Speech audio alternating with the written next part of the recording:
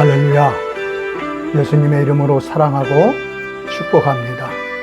오늘은 시편의 말씀을 통해 은혜를 나누고자 합니다. 혹자는 시편은 구체적인 스토리가 없어서 재미가 없다는 분도 있습니다. 그러나 신앙의 위대한 업적을 남긴 사람들은 한결같이 내가 그때 고난 가운데 승리할 수 있었던 것은 시편의 말씀이 큰 위로와 힘이 되었기 때문이라고 한결같이 얘기합니다.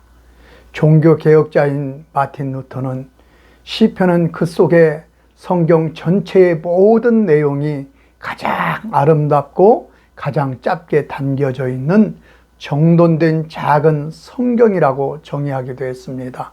저는 개인적으로 시편은 하나님께 구원받은 이스라엘 백성의 신앙 고백이다라고 정의하기를 좋아합니다.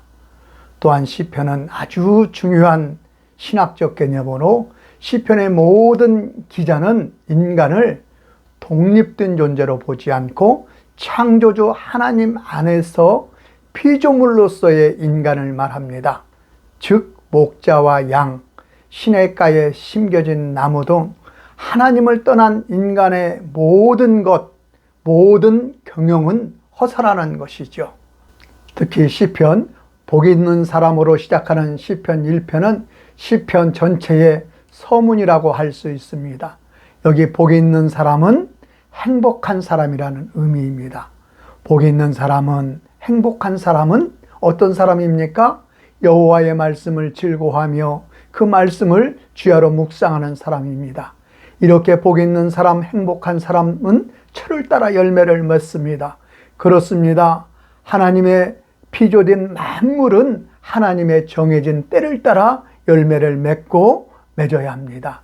열매 맺지 못하면 뭔가 이상이 있고 뭔가 잘못된 부분이 있다는 것이죠.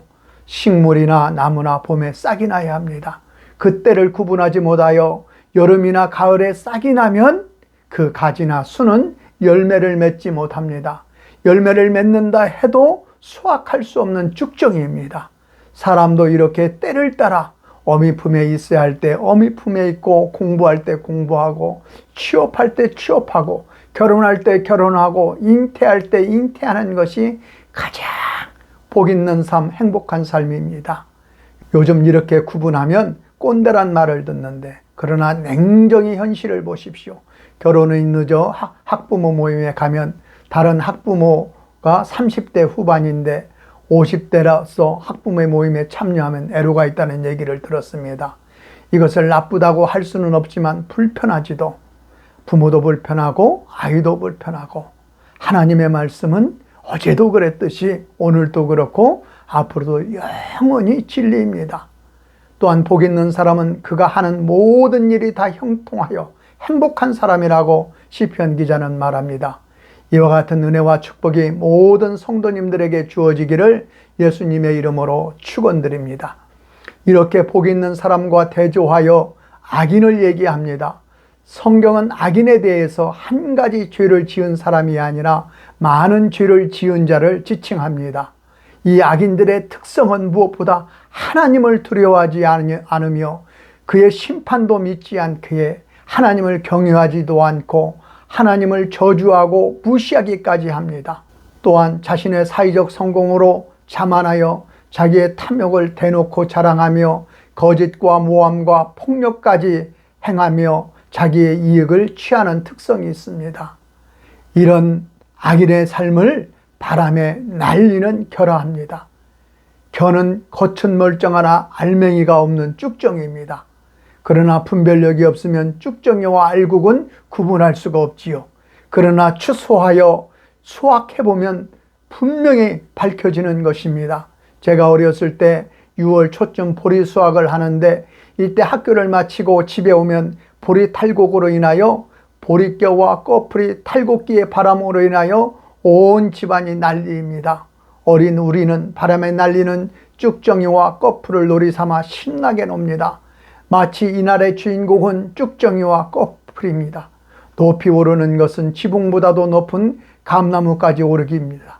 우리는 이런 쭉정이와 꺼풀을 보며 환호하지만 농부인 우리 아버지는 쭉정이와 꺼풀에 관심도 없고 쳐다보지도 않고 오직 탈곡기 밑으로 모아지는 알곡에만 관심을 두며 부대가 꽉 차면 창고에 들입니다.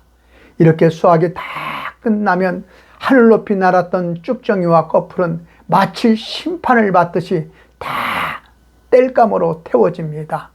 5절에 악인이 심판을 견디지 못한다는 말이 이런 것일 것입니다. 그리고 쭉정이는 결코 곡간에 들이지 않듯이 죄인들이 의인들의 회중이 들지 못한다고 하나님의 나라에 결코 들이지 않는다는 것입니다. 이렇게 무서운 종말과 심판이 있음에도 하나님을 알지 못하면 인생의 끝도 심판이 있음도 알지 못합니다.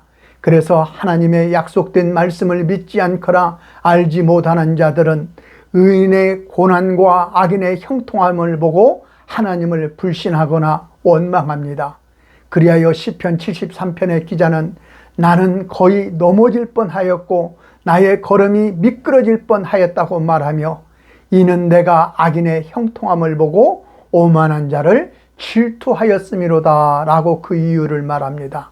왜냐하면 그들은 소득이 마음의 소원보다 많으며 그들은 죽을 때에도 고통이 없고 그 힘이 강건하며 사람들이 당하는 고난이 그들에게는 없고 사람들이 당하는 재앙도 그들에게는 없다고 생각하기 때문입니다. 의인의 고난과 악인의 형통함 때문에 우리도 많이 갈등하잖아요. 하나님이 살아계신다면 어떻게 이런 일이 이럴 수가 있을까? 믿음으로 살고자 하는 나에게는 이런 고난이 있고 왜 저렇게 믿지도 않는 자들은 온갖 나쁜 짓과 방탕하기 그지없음에도 저렇게 행복하게 살 수 있을까? 이런 우리의 갈등이 우리 시대 우리만의 갈등이 아니라 시대를 거슬러 올라가도 그랬다는 것입니다.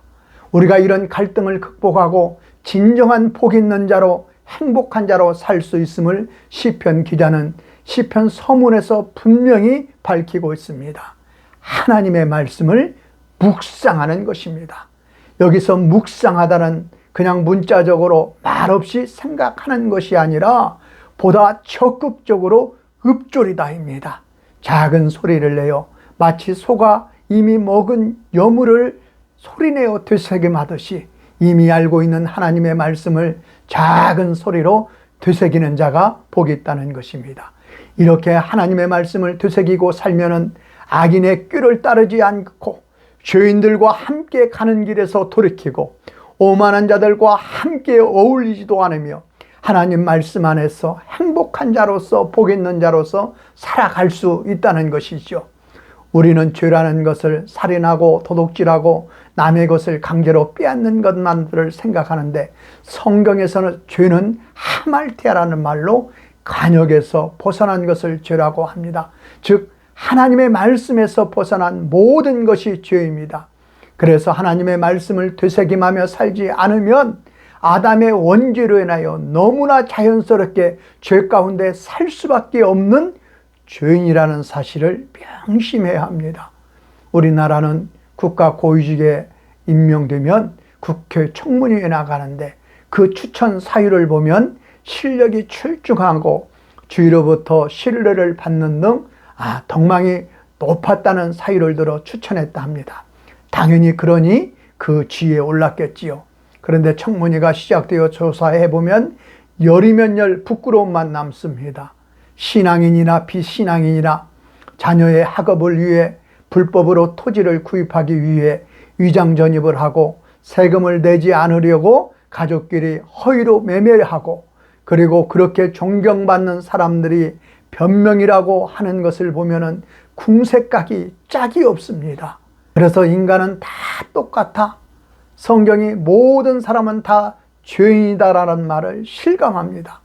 그래서 한때 청문회에 나갈 자신이 없어 내각 추천이 오면 스스로 거부한다는 말도 있었습니다.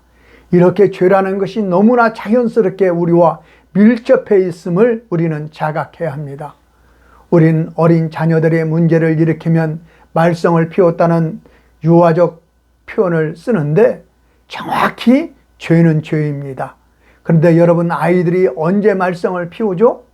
부모님이 안 계실 때, 부모와 떨어져 있을 때입니다.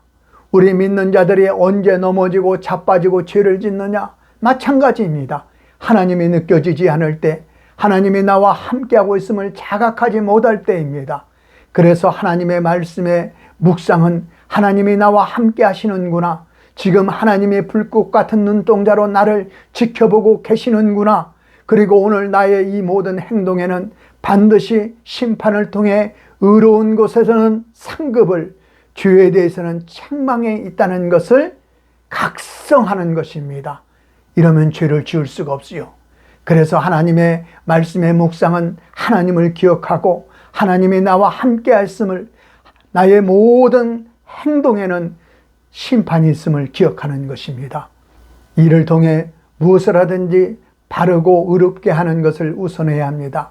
즉 모든 것을 매뉴얼대로, 사용 설명서대로 하면 문제가 없어요.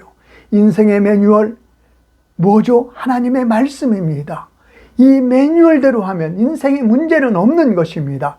그런데 사람 습성 중에는 무엇이든 쉽게 편하게 하는 경향이 있습니다.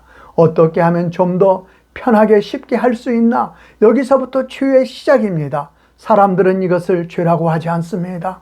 지혜라고 합니다. 그래서 과정을 밟지 않고 사람에게 부탁하여 내가 원하는 것들을 쉽게 취합니다. 이렇게 하면 다른 사람들의 몫을 내가 빼앗는다고 절대 생각하지 않습니다.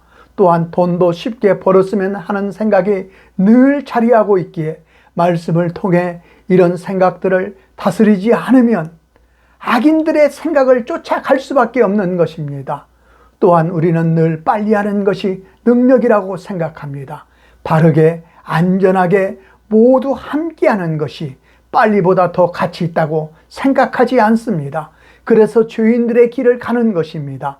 세상이 빨리의 찬세를 보낼 때에 바르게, 안전하게 함께하면 마치 좁은 문으로 들어가는 길이며 다른 사람들로부터 비난의 대상이 될 수도 있습니다.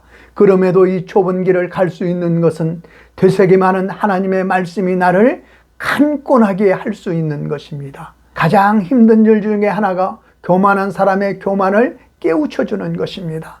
다른 잘못을 구체적으로 지적하면 인정하지만 교만은 절대 인정하지 않습니다.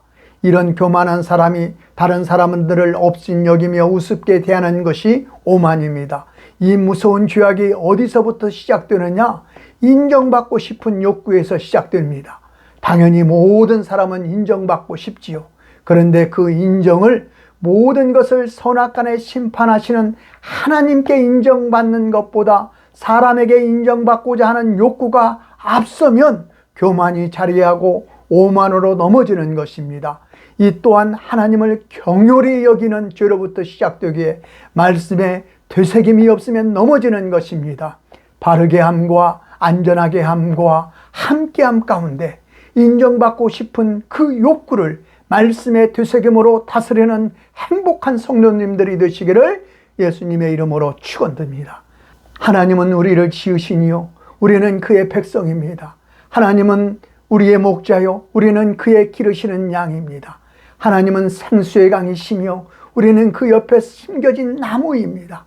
그는 우리의 모든 죄를 용서하시고 우리의 모든 병을 고치시고 우리의 소원을 만족해 주신 좋으신 하나님이라 약속하고 있습니다. 말씀 되신 하나님과 늘 함께하여 행복한 자로, 복 있는 자로 살아가시기를 예수님의 이름으로 축원드립니다. 오늘 아버지 하나님, 주의 성령께서 오늘도 깨우치셔서 말씀 되시는 우리 주 예수님 늘 생각나게 하여 주시고 그 말씀들이 기억나게 하여 주시고 하나님 아버지 가르쳐 주셔서 하나님 아버지 그 말씀을 주야로 묵상하는 가운데 그 말씀이 아버지 우리의 삶이 되고 그 말씀하신 모든 것들이 우리의 인생의 복이 되어 달라고 우리 주여 세 번 크게 외치고 기도합니다. 주여! 주여! 주여! 하나님 아버지 고맙고 감사합니다. 이 시간 아버지 말씀이 육신이여 우리 가운데 거하시는 주 예수님을 찬양합니다. 하나님 아버지 오늘도 우리 가운데 자리하여 주셔서 우리를 가르쳐 주시고 우리를 깨닫게 인도하여 주시는 하나님 아버지 성령님을 인정하고 모셔드리고 환영합니다. 하나님 아버지 임하여 주시옵소서. 오늘도 아버지 하나님 우리의 기도를 도와주시기를 원합니다. 하나님의 약속된 모든 말씀들이 기억나게 하여 주시고 하나님 아버지 생각나게 하여 주셨소. 하나님 아버지 그 모든 약속들을 품고 기도해 날 때 하나님 아버지 그 말씀이 그대로 이루어져 우리의 인생이 하나님 아버지 복이 되어지게 하여 주시옵소서. 하나님 아버지 우리의 모든 죄가를 용서하신다 말씀하시고 하나님 아버지 예수님 십자가에 아버지 하나님 우리의 모든 죄를 담당하시고 우리의 아버지 하나님의 진정한 죄를 용서하여 싸우니 하나님 아버지 사유자로서 기쁨자로서 하나님 아버지 살아가게 하여 주시옵고 하나님